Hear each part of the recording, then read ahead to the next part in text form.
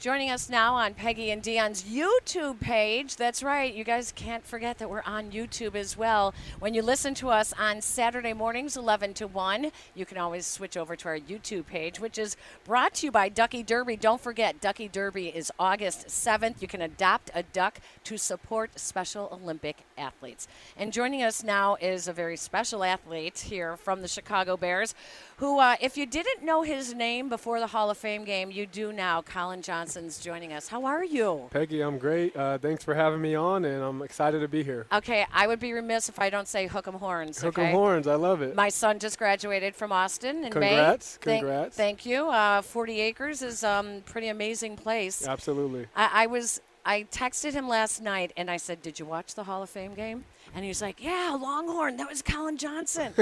And I said, well, what was he like when you were there? He goes, well, he was there the year before I was a freshman. He goes, but, Mom, his entire wide receiver core are all in the NFL. Is that true? Now that I think about it, definitely the starters, because little Jordan Humphrey, yes, that's his name. He's playing for the Denver Broncos. Devin Duvernay, he's playing for the Jacksonville Jaguars, and then myself, I'm on the Bears. So those three guys, we're all in the NFL, and I'm excited to represent the Longhorns with those guys. That's pretty crazy. So, with Thursday's game, I mean, what a breakout performance for you. And you got emotional after the game. We had you on. We carried the game on our airwaves.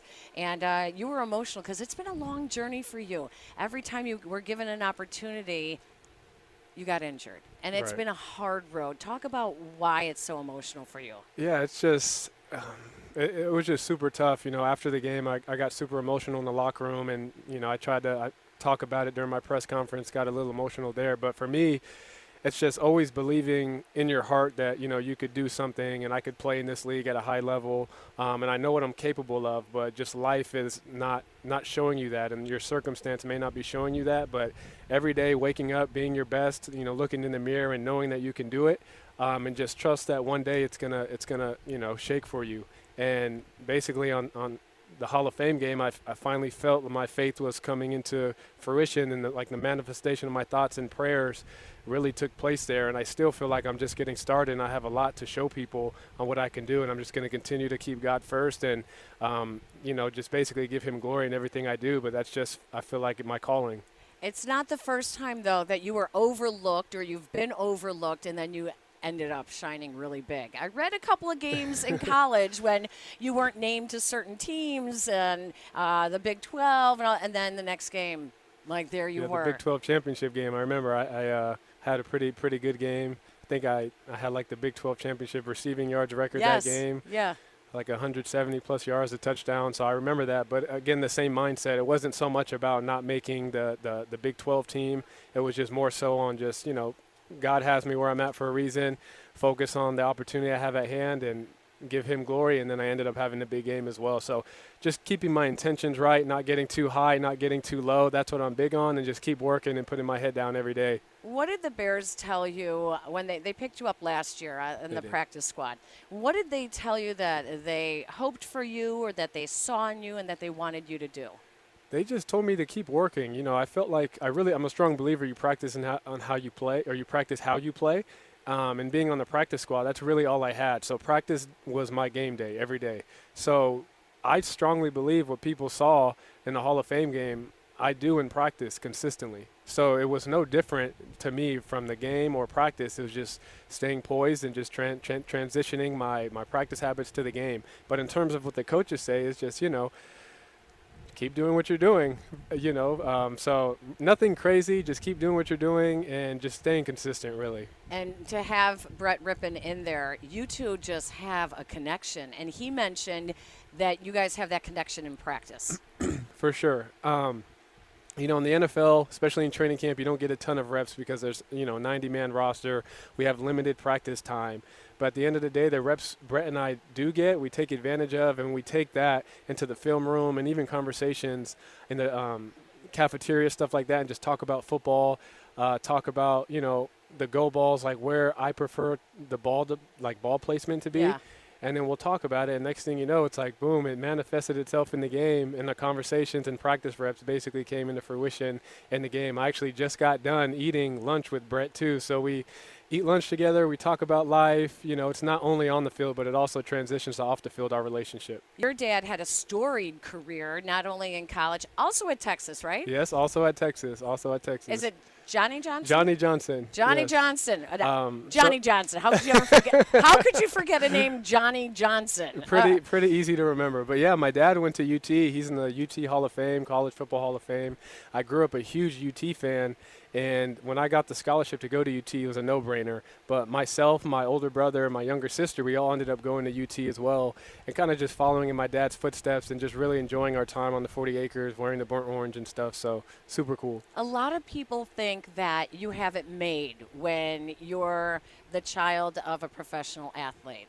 Oh, it's easy for you. Oh, everyone gives you all the breaks. It's not always that way. Sometimes it's harder, isn't it? I agree. It could be tough. It takes a lot of mental toughness because sometimes you could fall in your parents' or your dad's shadow. But having that grit and toughness to understand that you're on your own journey. You're not technically in your dad's footsteps.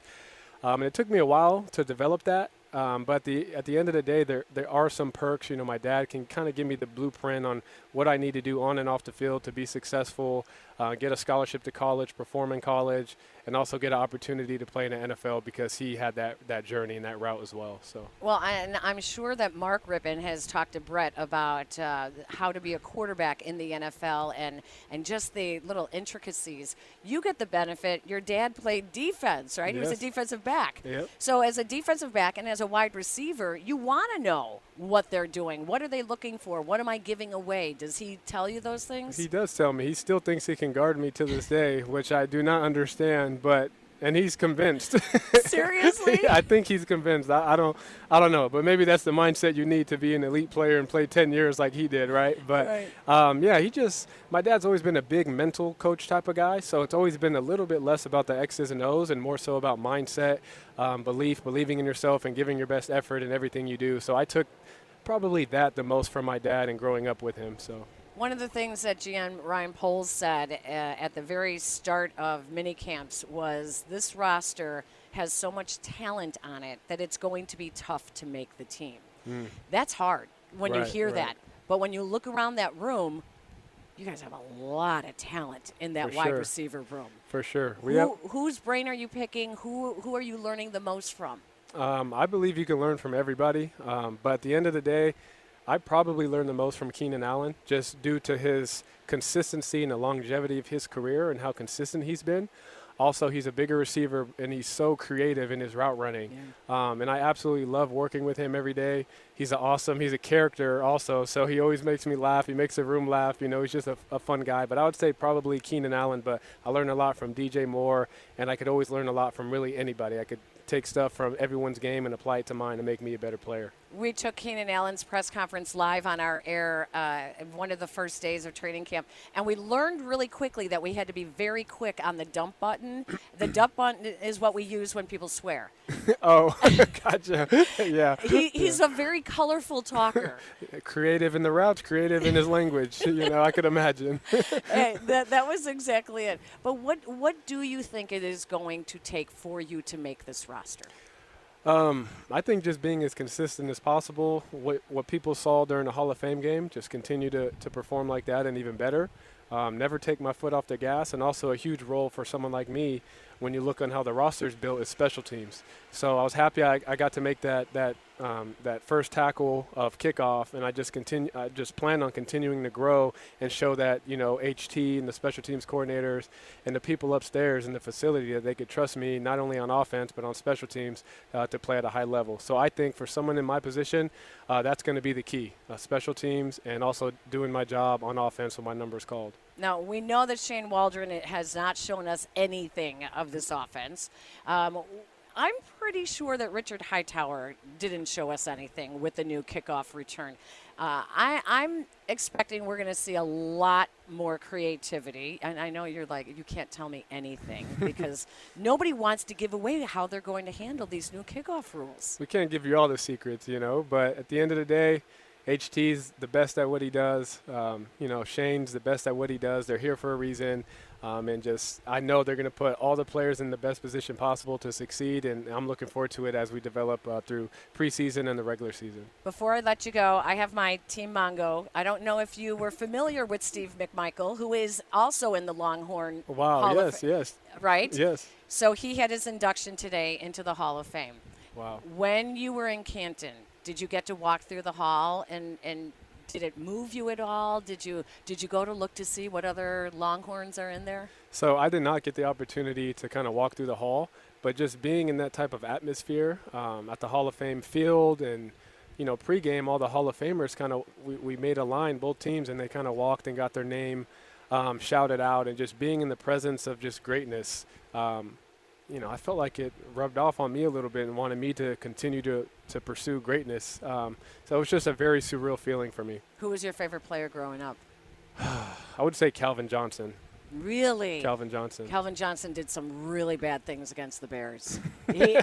Listen, he did. The Bears fans might hate me for that. Yeah, you know what? He really, really burned the Bears quite a bit. But again, a big, tall body that had great control. Right. So I could see how you like that. So the Bears don't have a real deep history at wide receiver. So this roster has an opportunity to really make a name for themselves because the Bears have always been known for defense. So now you have Caleb and you have Keenan Allen and DJ Moore and Cole Kmet. I mean, this DeAndre Swift at running back.